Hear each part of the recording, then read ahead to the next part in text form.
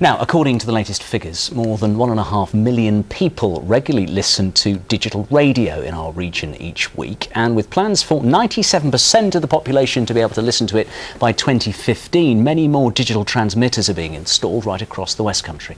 One group of volunteers have even managed to start their own radio station, which only broadcasts on digital, or DAB as it's known. They're keen for more people to buy digital radios, but as most people listen in the car, is that a problem for switchover? Our technology correspondent Seth Conway reports. It's the YouTube from Neo.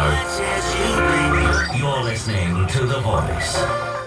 There's never been a greater choice for the radio listener. In many parts of the region, there are now up to 29 more stations available on digital radio than on FM. Existing transmitters in Devon have been enabled this year, and new transmitters have been built to be switched on soon in Gloucestershire. Katy Perry in Hot and Cold, this is The Voice on DAB digital radio for North Devon. In Barnstaple, the Voice local radio station is up there battling with the big boys of DAB. As no more stations are being allowed to broadcast on FM, this group of volunteers have used their own money and the expansion of digital radio to start their own truly local service. It's really key that people do start to switch over, because we are the only local radio station that we know of in the southwest that's broadcasting digitally. So it's a really key element that people switch across so we can attract new listeners and, of course, being commercial, attract advertisers. According to industry statistics, 42% of households now have a digital radio at home. But as most people listen to radio on the move, the success of DAB in the region will be linked to the car. If you're looking for a new car, you should ask your vehicle dealer whether it's got digital radio as standard. And if you've got a car that has analog radio in it now and you're not in the market for a new vehicle, we're now seeing an increasing range of digital radio adapters available through your local vehicle accessory retailer. And the best advice I could give is to go and speak to your local vehicle accessory retailer, talk about what solution is right for you, and then you can make a choice based on the advice that you get. The latest market research for the second quarter of this year shows that sales of digital radio car adapters has increased by 43%.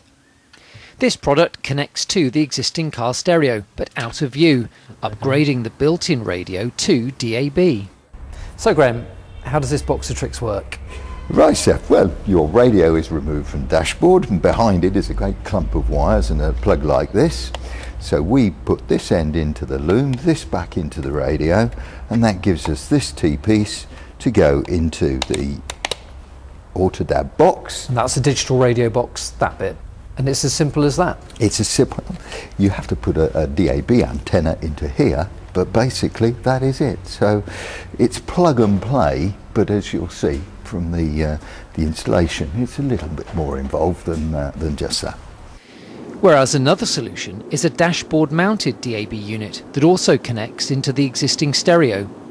Having tested both systems, the number of stations available is impressive, though with a region of hills and valleys, I did find the signal breaks up. It's a little bit off-putting while trying to drive, seeing what's coming and going. Signal lost, retrying. Well, oh, back again. But I was surprised how in most places I could still get a DAB signal.